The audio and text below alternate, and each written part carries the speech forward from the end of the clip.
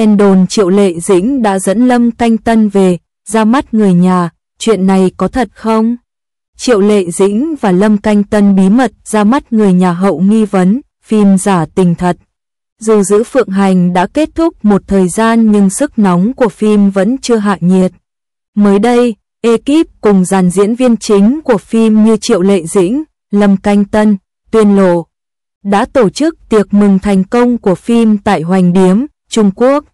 Trong lần tụ họp này, điều khiến khán giả mong chờ nhất chính là màn tái hợp của bộ đôi Triệu Lệ Dĩnh và Lâm Canh Tân.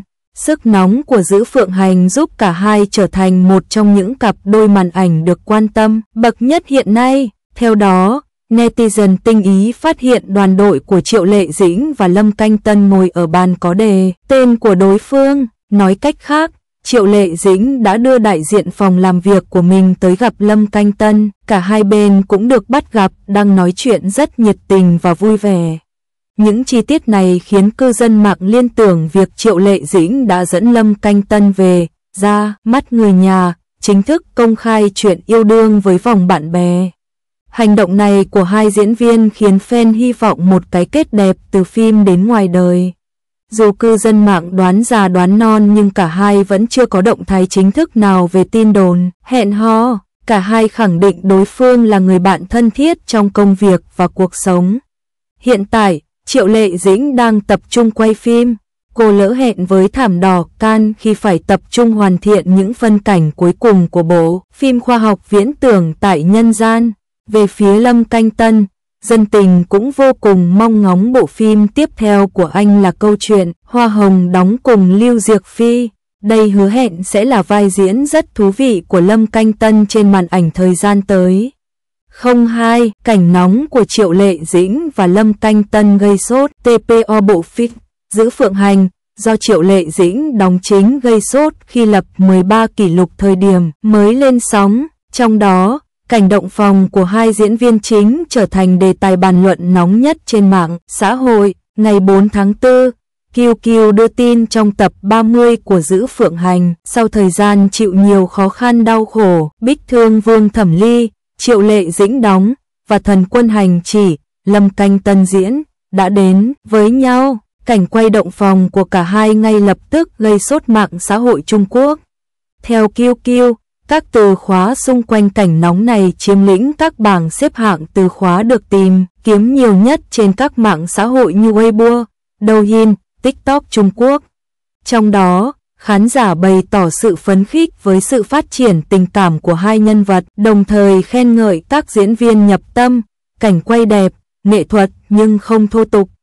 QQ phân tích thêm cảnh giường chiếu của Lâm Canh Tân và Triệu Lệ Dĩnh gây sốt bởi nhiều lý do. Đầu tiên, bộ phim Giữ Phượng Hành đang là tác phẩm được xem nhiều nhất tại Trung Quốc với khoảng 100 triệu view mỗi ngày. Bên cạnh đó, quá trình hai nhân vật Thẩm Ly và Hành Chỉ đến với nhau trải qua 30 tập với nhiều gian nan, có lúc họ tưởng chừng như đã đánh mất nhau khi Thẩm Ly tử chiến tại Đông Hải. Ngoài ra, khán giả còn muốn hai diễn viên Triệu Lệ Dĩnh và Lâm Canh Tân có cảnh nóng để bù đắp lại nỗi tiếc nuối của phim Sở Kiều Truyện cách đây 7 năm, khi đó tình cảm của nhau nhân vật không được khắc họa nhiều, kết thúc dang dở. Cảnh tình cảm của Lâm Canh Tân và Triệu Lệ Dĩnh nhận được sự yêu thích của khán giả. Đặc biệt, trong Giữ Phượng Hành, sự chủ động lại nằm ở phía nữ chính Thẩm Ly. Nàng là người mạnh dạn phá bỏ ngăn cách giữa hai người, muốn nghe theo trái tim mình mách bảo. Trong khi đó, Hành chỉ còn ngần ngại vì sợ thiên đạo không cho phép một thượng cổ thần quân như Hành chỉ có tư tình. Sự đối lập trong tâm lý của hai nhân vật giúp cảnh quay thú vị, hài hước hơn. Trong sách do Cửu Lộ Phi Hương sáng tác, giai đoạn trị thương ở mật thất của Kim Nương Tử kéo dài khoảng 3 chương truyện với diễn biến tâm lý phức tạp của cặp đôi Hành Chỉ và Thẩm Ly. Khi chuyển thể lên phim, Triệu Lệ Dĩnh thể hiện khá cuốn hút cảm xúc, từ kìm nén đến chủ động bày tỏ tấm lòng của nhân vật Thẩm Ly với người mình yêu thương.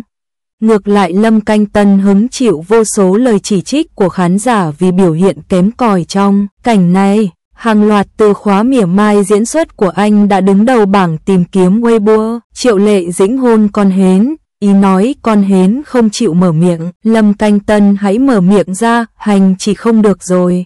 Trước đây, từng có nhiều nam diễn viên Hoa ngữ bị chỉ trích khi đóng cảnh nóng với bạn diễn nữ, nhưng không tinh tế, từ cách đặt tay cho đến nụ hôn trong cảnh nóng, nam giới sẽ bị xét nét hơn phái nữ. Trường hợp của Lâm Canh Tân thì có vẻ quá cẩn trọng nên không phối hợp tốt với Triệu Lệ Dĩnh. Dù hai người đã từng đóng cặp khá ăn ý phim Sở Kiều Chuyện trước đây, đoàn phim cũng tiết lộ hình ảnh hậu trường của cặp đôi trong cảnh này rất thân thiết, vui vẻ. Tuy nhiên hiệu ứng hình ảnh trên phim không được như kỳ vọng của đông đảo công chúng. Gương mặt đơ cứng của nam diễn viên đã khiến nhiều khán giả thất vọng vì khác hẳn hình ảnh hành chỉ hạnh phúc với tình yêu trong truyện mà tác giả Cửu Lộ Phi Hương miêu tả rất chi tiết. Theo QQ, phim cổ trang Giữ Phượng Hành do Triệu Lệ Dĩnh và Lâm Canh Tân đóng chính vừa lên sóng, đã phá vỡ 13 kỷ lục về chỉ số truyền thông, điểm thảo luận, lượt xem trên các nền tảng. Tác phẩm thu hút bởi nội dung hài hước, diễn xuất tốt. Đặc biệt, các cảnh chiến đấu của Bích Thương Vương Thẩm Ly do Triệu Lệ Dĩnh diễn nhận được nhiều lời khen. Tại Việt Nam, phim đứng thứ 2 trong số các tác phẩm truyền hình có chỉ số truyền thông cao nhất, chỉ sau phim Nữ Hoàng Nước Mắt của Hàn Quốc. Giữ Phượng Hành chuyển thể trên tiểu thuyết huyền huyễn của tác giả Cửu Lộ Phi Hương Bổn Vương. Ở đây, phim kể về chuyện tình của Bích Thương Vương linh giới Thẩm Ly, Triệu Lệ Dĩnh đóng, và thần quân duy nhất còn sót lại từ thời thượng cổ hành chỉ, Lâm Canh Tân đóng. Thẩm Ly từ chối thành hôn với kẻ trăng hoa Phất Dung Quân Tôn Nhi thứ 33 của Thiên Quân, nên nàng đã trốn đi. Trên đường chạy trốn, Thẩm Ly bị đánh trọng thương, rơi xuống trần gian và được một người phàm ốm yếu tên Hành Vân cưu mang. Thực tế, Hành Vân chính là thần quân hành chỉ. Khi ở bên nhau cùng trải qua khói lửa nhân gian, cả hai đã nảy sinh tình cảm. Tuy nhiên, là tướng quân của linh giới, Thẩm Ly bị buộc phải trở về vì đã chống lại hôn ước. Cả hai sau đó cùng sát cánh bên nhau chống lại âm mưu thống trị tam giới của kẻ thù.